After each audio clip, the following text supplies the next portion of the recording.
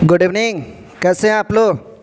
आज हम लोग कैलेंडर टॉपिक पे बात करेंगे और कैलेंडर टॉपिक हमारे एग्जाम्स के लिए बहुत महत्वपूर्ण होता है, इम्पोर्टेंट होता है। और हम लोग आज जो है कैलेंडर के बारे में सीखेंगे कि कैलेंडर से कौन कौन सा प्रश्न हमारे एग्जाम्स में पूछा जाता है और किस तरह किस टाइप का प्रश्न आता है और इसे कैसे सॉल्व किया जाता है। ये सारे प्रश्न को हम लोग आज सीखने का कोशिश करेंगे। देखिए, सबसे पहले तो हम लोग कैलेंडर्स के बारे में जानेंगे कि कैलेंडर होता क्या है और कैलेंडर में क्या महत्वपूर्ण होता है और इसमें क्या क्या मुख्य बात होता है, इसके बारे में पहले हम लोग जानते हैं। देखिए, कैलेंडर, सबसे पहले कैलेंडर को हम लोग तालिका बोलते हैं और कैलेंडर से प्रश्न इसलिए पूछा जाता है क्योंकि यदि हमको कैलेंडर के बारे में जानकारी नहीं रहेगा, हमको पता नहीं रहेगा, तो हम अपने आप को अप टू डेट नहीं रख सकते हैं कि आज कौन सा दिन है, कौन सा तारीख है, कौन सा वर्ष है। अर्थात यदि अपने आप को अप टू डेट रखना है तो हमको कैलेंडर के बारे में जानकारी होना आवश्यक है। अगर इन सारी चीज़ों के बारे में जानकारी नहीं रहेगा तो हम यह नहीं बता सकते हैं कि आज कौन सा डेट है, कौन सा तारीख है, कौन सा महीना है या कौन सा वर्ष है। और अपने किसी भी काम को अपने शेड्यूल के हिसाब से सही दिन पर, सही तारीख पर, सही वर्ष में नहीं कर पाते हैं। इससे रिलेटेड जो है बहुत तरह का प्रश्न हमारे एग्जाम्स में पूछा जाता है। आज हम लोग उसी टॉपिक पे बात करते हैं। देखिए, सबसे पहले कैलेंडर में वर्ष जो होता है वह होता है दो तरह का। एक होता है लीप वर्ष और एक होता है जनरल वर्ष। लीप वर्ष और जनरल वर्ष होता क्या है यह जान लीजिए। लीप वर्ष कहने का मतलब होता है लीप ईयर, कि इसमें 366 दिन होता है, इसमें 366 दिन होता है। और जनरल ईयर कहने का मतलब होता है इसमें 365 दिन होता है। यह जनरल ईयर में 365 दिन होता है। दोनों में, लीप ईयर में 366 और जनरल ईयर में 365 दिन होता है। ये सबको मालूम होता है। अब जनरल ईयर और लीप ईयर कैसे मालूम चलेगा कि कौन सा लीप ईयर है, कौन सा जनरल ईयर है? तो इसको आपको हम बता रहे हैं कि कौन सा लीप ईयर है, कौन सा जनरल ईयर है। तो जो वर्ष या जो शताब्दी वर्ष 400 या 400 से पूरा यदि कट जाए, डिवाइड हो जाए, वह हमारा लीप ईयर कहलाता है। और जो वर्ष या जो शताब्दी वर्ष 4 से पूरा नहीं कटेगा वो हमारा साधारण वर्ष होता है। जैसे अगर हम बात करते हैं तो यहाँ पे देखिए, अगर बात करें 1996 का, तो 1996 को यदि हम 4 से काटेंगे तो ये पूरा कट जाएगा। यहाँ रिमाइंडर हमारा 0 होगा, यानी ये हमारा लीप ईयर है। अगर बात करते हैं 2000 का, तो ये 2000 शताब्दी वर्ष है। जहाँ भी जिस भी प्रश्न के अंत में डबल 0 लगेगा आपको समझ लेना है कि वह शताब्दी वर्ष है, यानी सेंचुरी ईयर है। और इसको हम लोग 4 से नहीं 400 से डिवाइड करते हैं और 400 से डिवाइड करने पे यहाँ भी रिमाइंडर हमारा 0 बचेगा, यानी शेष 0 बचता है। और जहाँ भी शेष 0 बचेगा यह हमारा लीप ईयर होता है। इस बात का ध्यान रखिएगा आप। अगर मान लीजिए हम 1997 ले लेते हैं, अगर 1997 लेंगे और इसे 4 से डिवाइड करेंगे, ये 4 से डिवाइड करने पे पूरा नहीं कटेगा, यहाँ पे हमारा रिमाइंडर 1 बचेगा। और जब रिमाइंडर 1 बचेगा तो वैसी स्थिति में रिमाइंडर 0 छोड़कर कुछ भी बच जाए, 1 2 3 0 छोड़ करके, तो आपको समझ लेना है कि वह लीप ईयर नहीं है, साधारण वर्ष है, यानी जनरल ईयर है। अगर यहाँ पे 1700 दिया जाएगा, अगर 1700 को 4 से डिवाइड करते हैं तो यहाँ पे काटने पर हमारा 100 बच जाएगा, अर्थात ये भी हमारा लीप ईयर नहीं है। जिस शताब्दी वर्ष को 400 से काटने पर यदि वहाँ पे रिमाइंडर बच जाए तो आपको समझ लेना है कि वह साधारण वर्ष है। यहाँ पे ये हमारा साधारण वर्ष हो गया। अब लीप वर्ष और साधारण वर्ष दोनों में अपना अपना खासियत होता है। खासियत क्या होता है इसके बारे में हम लोग थोड़ा चर्चा कर लेते हैं। देखिए, दोनों में खासियत क्या है। लीप वर्ष और साधारण वर्ष दोनों में खासियत यह है कि यदि हम लोग साधारण वर्ष की बात करें तो साधारण वर्ष में वर्ष का पहला दिन और अंतिम दिन दोनों सेम होता है। यदि 1 जनवरी को मंगलवार होगा तो 31 दिसंबर को भी साधारण वर्ष में मंगलवार ही होगा। और लीप वर्ष की यदि बात करते हैं तो लीप वर्ष में वर्ष का पहला दिन और अंतिम दिन दोनों सेम नहीं होता है। पहले दिन की तुलना में लीप वर्ष में अंतिम दिन 1 दिन हमारा बढ़ जाता है। वह 1 दिन बढ़ता कैसे है? क्योंकि लीप ईयर जो हमारा होता है वह उसमें फरवरी महीना जो होता है वह 29 दिन का होता है, और फरवरी महीना जो 29 दिन का हो जाता है यानी जनरल ईयर में 28 दिन का रहता है, इसलिए वर्ष का पहला दिन और अंतिम दिन सेम होता है। और लीप ईयर में फरवरी महीना 29 दिन का हो जाता है, जिस वजह से वहाँ पर वह दिन एक दिन पूरे वर्ष में प्रभाव डालता है और साल के अंत में एक दिन बढ़ जाता है। अर्थात साधारण वर्ष का पहला दिन और अंतिम दिन दोनों सेम होता है, और लीप वर्ष में वर्ष का पहला दिन और अंतिम दिन दोनों सेम नहीं होता है। पहले दिन की तुलना में अंतिम दिन हमारा एक दिन बढ़ जाता है। अब देखिए, साधारण और लीप वर्ष में एक और सबसे खास बात यह होता है कि साधारण वर्ष में फरवरी और मार्च महीने का जो दिन और तारीख होता है वह हमारा दोनों सेम होता है। फरवरी और मार्च महीने का दिन और तारीख साधारण वर्ष में जनरल ईयर में सेम होता है। अर्थात 5 फरवरी को साधारण वर्ष में मंगलवार है तो 5 मार्च को भी साधारण वर्ष में मंगलवार ही होगा, दोनों में कोई अंतर नहीं होता है। अगर 15 फरवरी को शुक्रवार है, 15 फरवरी को शुक्रवार है साधारण वर्ष में, तो 15 मार्च को भी साधारण वर्ष में शुक्रवार ही होगा, दोनों में कोई अंतर नहीं होता। लेकिन लीप वर्ष में ऐसा नहीं होता है, लीप वर्ष में दोनों डिफरेंट होता है। अब देखिए, लीप वर्ष में 366 दिन होता है हमारा, इसको जब भी डिवाइड करेंगे 7, यानी 7 का मतलब होता है सप्ताह, एक सप्ताह से हम लोग उसको डिवाइड करते हैं। 366 को यदि 7 से हम लोग डिवाइड करते हैं तो यहाँ पे रिमाइंडर हमारा बचता है 52 सप्ताह और 2 दिन शेष, 52 सप्ताह और 2 दिन हमारा शेष बचता है। यदि 365 को यदि हम 7 से डिवाइड करते हैं तो 365/7 करते हैं तो रिमाइंडर हमारा आता है 52 सप्ताह और 1 दिन शेष, यानी लीप ईयर में ऑड डे हमारा 2 दिन बचता है और साधारण ईयर में ऑड डे हमारा 1 दिन बचता है। इस बात को हमेशा आप ध्यान रखिए।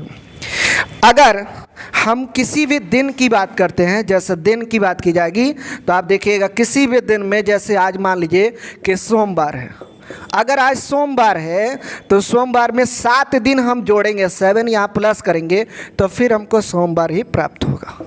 और यदि सोमवार से 7 दिन माइनस करेंगे तो फिर हमको सोमवार ही प्राप्त होगा। अर्थात किसी भी दिन में 7 दिन जोड़ने पर या 7 दिन घटाने पर पुनः हमको वही दिन प्राप्त होता है, इसमें कोई अंतर नहीं पाया जाता, सेम वही डे आता है। इस बात को आप ध्यान रखिएगा हमेशा। अब देखिए, वर्ष से वर्ष में जब हम लोग प्रवेश करते हैं, जैसे एक साधारण वर्ष से अगले साधारण वर्ष में हम जाएंगे, एक साधारण वर्ष से अगले साधारण वर्ष में जाएंगे तो 1 दिन बढ़ते हैं, एक साधारण से अगले साधारण वर्ष में जाने पे 1 दिन बढ़ते हैं। और एक साधारण से यदि लीप वर्ष में हम प्रवेश करेंगे तो वहाँ पे 2 कंडीशन हो जाता है, कंडीशन 2 हो जाता है। और आप देखिए कंडीशन नंबर 1, कंडीशन नंबर 1 क्या होता है?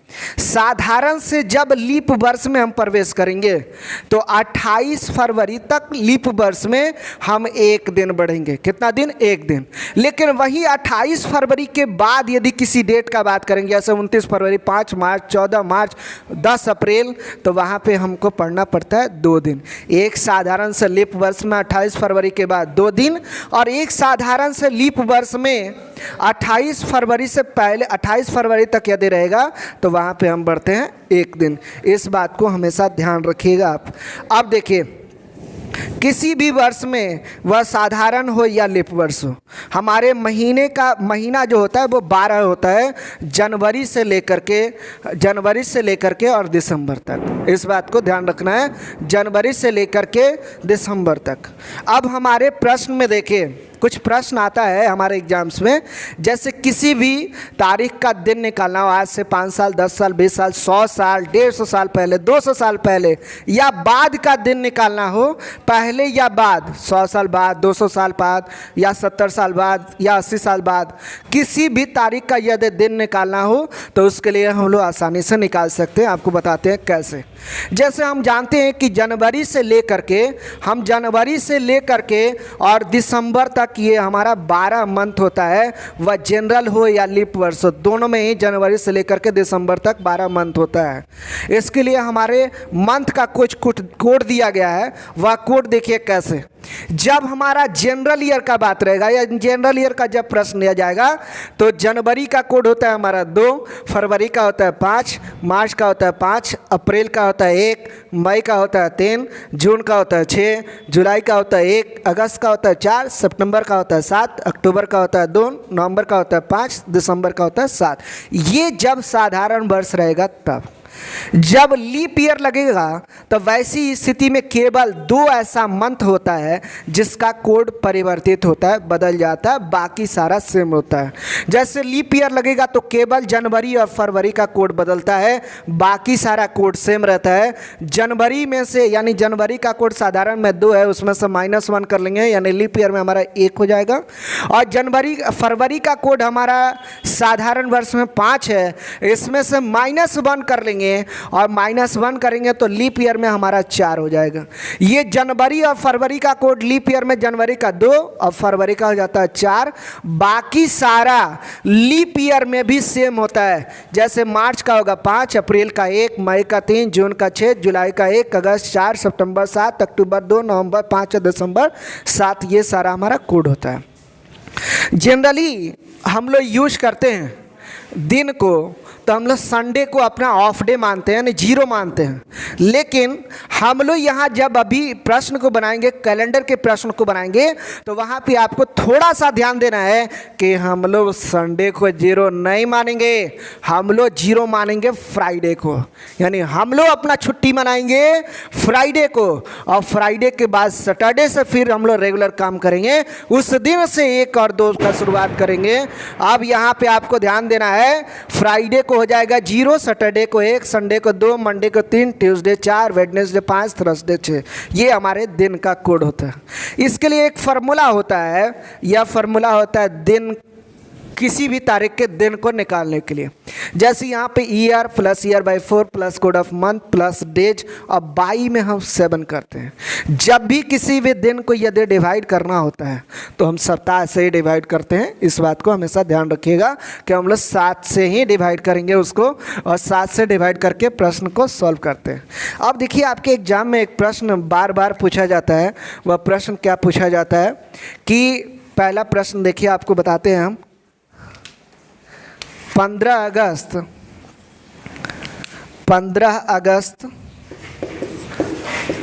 1947 को कौन सा दिन था? 15 अगस्त 1947 का दिन बताना है। 15 अगस्त 1947 को कौन सा दिन था? तो आप ध्यान दीजिए कैसे इसको बनाएंगे। 15 अगस्त 1947 का दिन निकालना है तो देखिए फार्मूला दिया हुआ ईयर, पहले ईयर लेंगे तो ईयर हमारा होता है 1947। 1947 में 19 हमारे काम का नहीं होता है, हमारे काम का होता है केवल 47। क्यों 47 ही काम का होता है? लास्ट का 2 ही डिजिट हमारे काम का होगा, बाकी 19 हमारे काम का नहीं होता है। कारण यह है कि 19 सबके लिए कॉमन आता है, जैसे 1905, 1910, 1920, 1917, 1918, 1915, 1916, 1921 सबके लिए 19 आ रहा है। इसलिए 19 को हम लोग काउंटिंग नहीं करते हैं, क्योंकि जो व्यक्ति कॉमन हो जाता है उसका वैल्यू कम होता है और उसका वैल्यू हम लोग नहीं देते हैं। अब यहाँ पे देखिए 19 जो है ये हमारे काम का नहीं है, हमारे काम का ईयर केवल 47 है। हम लोग यहाँ लेंगे 47 को 47। अब यहाँ पे देखिए ईयर बाई 4 करना है आपको।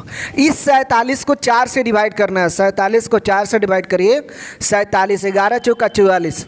जितने बार भी पूरा जाएगा उतना लेंगे, शेष बच गया 3, शेष जो बच जाएगा वो हमारे काम का नहीं होता है। कभी भी ऐसे ईयर को डिवाइड करके और पॉइंट में इसको नहीं लेना है। नहीं लेने का कारण यह है कि कोई भी दिन का कोड आप बता दीजिए पॉइंट में है क्या। जब कोई भी दिन का कोड पॉइंट में नहीं है तो हम उसको पॉइंट में डिवाइड नहीं करेंगे, इसलिए नहीं करते हैं। अब यहाँ पे देखिए कितने बार में गया पूरा 11, तो प्लस हम यहाँ पे 11 कर देंगे प्लस। अब देखिए कोड ऑफ मंथ, यहाँ कौन सा मंथ का बात हो रहा है? अगस्त का। आप देख लीजिए अगस्त का कोड यहाँ पे क्या दिया हुआ है? 4। अब यहाँ पे हम ले लेंगे आज 4 प्लस। और देखिए डेज, ये डेज होता क्या है इसके बारे में हम लोग जान लेते हैं थोड़ा सा। डेज कहने का मतलब होता है जिस तारीख का दिन पूछा जाएगा वह तारीख।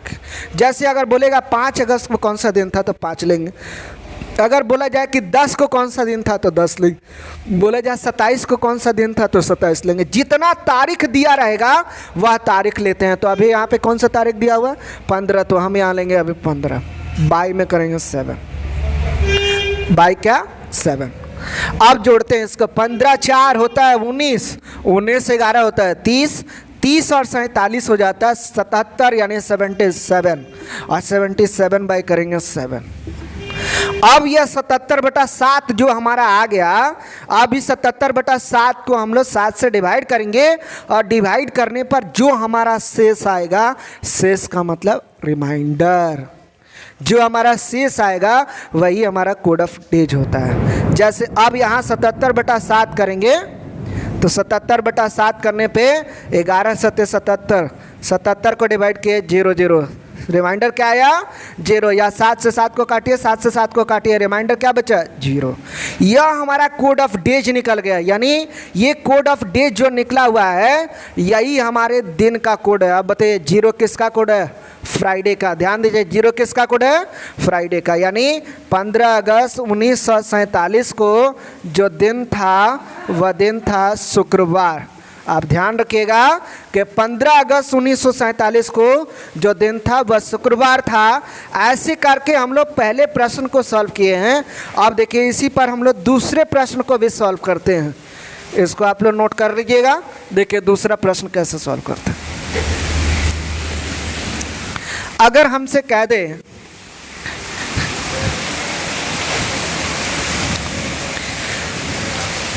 14 नवंबर 1985 को कौन सा दिन था? 14 नवंबर 1985 को कौन सा दिन था? तो आप देखिए 14 नवंबर 1985 दिया हुआ है, तो अब यहाँ पे हम ईयर लेंगे कितना 85। आपको तो बताया लास्ट का 2 ही डिजिट लेंगे, और यही हमारे काम का होता है 85 प्लस। अब इस 85 को हम लोग डिवाइड करेंगे, और 85 को डिवाइड करते हैं तो देखिए हमारा कितना आता है, कितने बार में पूरा पूरा जाता है। इस 85 को लेंगे तो आप देखिए यहाँ पे डिवाइड करेंगे 4 से, 21 चौका होता है 84, यहाँ पे 84 दे दिए, बचा कितना 1। हमारा पूरा कितना आया 21 आया, 21 लिख देंगे प्लस। आप देखिए कोड ऑफ मंथ, यहाँ पे नवंबर दिया हुआ है, तो आप देखिए नवंबर का कोड कितना है 5। अब इस 5 को हम लोग लेकर आएंगे, यहाँ 5 लिख देंगे, और प्लस आप देखिए दिया हुआ है डेज। डेज कहने का मतलब क्या है कि डेज कौन सा, तो जो तारीख रहेगा वह लेकर आएंगे। अब यहाँ पे हम लोग लेंगे 14 बाई 7, 14 5 हो जाएगा 19, 19 और 21 हो जाएगा, 19 21 हो जाएगा 40, 40 और 85 125, 125 बटा करेंगे 7। अब काटने पे रिमाइंडर कितना बचता है इसको देखते हैं। 125 को 7 से डिवाइड करेंगे तो यहाँ पे 7 एकम 7 बच गया कितना 5। अब 5 बच गया तो अब देखिए यहाँ पे फिर आएगा 5, 7 7 होता है 49, यहाँ पे 49 लिखे, रिमाइंडर हमारा बच गया 6, कट गया। अब यहाँ रिमाइंडर हमारा बच रहा है 6। अब 6 जब बच रहा है तो 6 जो बचेगा वही हमारा कोड ऑफ डेज होता है ना। तो आप देख लीजिए 6 किसका कोड है? बृहस्पतिवार को, यानी 14 नवंबर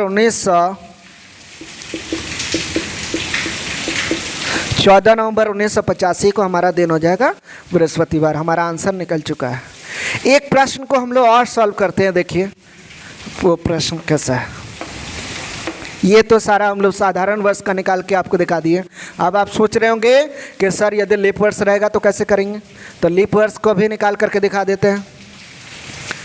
27 मई 1928 को कौन सा दिन था? मई नहीं, आप यहाँ लीजिए जनवरी, 27 जनवरी ले लीजिए। अब 27 जनवरी 1928 को कौन सा दिन था? तो आप यहाँ पे लेते हैं हम लोग 28 प्लस, अब यहाँ पे डिवाइड करेंगे 28 को 4 से, तो 7 बार में जाएगा, 7 चौका 28।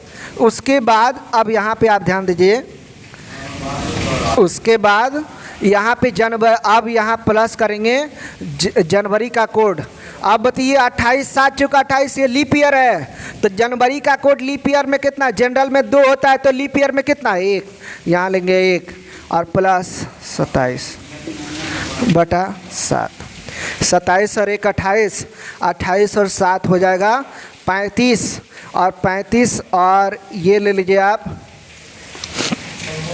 35 और 28 हो जाएगा हमारा, 35 और 28 जोड़ दीजिए, 13 का 3 63, यहाँ आ जाएगा 63, 63/7, 7 नवा होता है 63, बच गया हमारा 0, और 0 किसका कोड होता है, शुक्रवार का। ये हमारा आंसर निकल गया। ऐसे करके हम लोग प्रश्न को सॉल्व करते हैं और इस तरह के प्रश्न का हम लोग जवाब देते हैं। अब आप सोच रहे होंगे कि सर ये कोड हमको याद कैसे रहेगा, तो आपको ये भी बता देते हैं कि कोड को कैसे याद करना है। 1 2 तो मोबाइल नंबर आपको याद जरूर होगा, और समझ लीजिए कि आपके किसी खास रिलेटिव का, किसी खास आदमी का ये मोबाइल नंबर है, बस उसको याद कर लेना है। आप देखिए, केवल मोबाइल नंबर की तरह आपको याद कर लेना है, साधारण सा मोबाइल नंबर 25 51 36 14 72 57, 25 51 36 14 72 57, 5 बार आप इसको यदि लिख भी दीजिएगा तो याद हो जाएगा। और दिन की शुरुआत करनी है फ्राइडे से, फ्राइडे को 0, Saturday 1, Sunday 2, Monday 3, Tuesday 4, Wednesday 5, Thursday 6। और ये फार्मूला होता है हमारा year plus year by 4 plus code of month plus days by 7। ये हम लोग फार्मूले को बैठाएंगे और प्रश्न को निकालेंगे। तो अभी तो हम लोग जो प्रश्न बना रहे थे ये 1900 से रिलेटेड था। इसमें 2000 से आगे जो भी प्रश्न था उसमें थोड़ा सा कंडीशन होता है, और 1900 से पहले यानी 1800 1700 1600 के लिए जो प्रश्न रहता है उसमें भी थोड़ा सा कंडीशन होता है। उसको हम लोग नेक्स्ट वीडियो में फिर से शूट करेंगे और आपके पास वह भी वीडियो जाएगा, उसको भी ध्यान से देख लीजिएगा ताकि आपको पूरी तरह से समझ में आए। और इस तरह से करके हम लोग अपने कैलेंडर के सारे प्रश्न को सॉल्व करेंगे धीरे धीरे। चलिए तब तक के लिए नमस्कार, खुदा हाफिज़।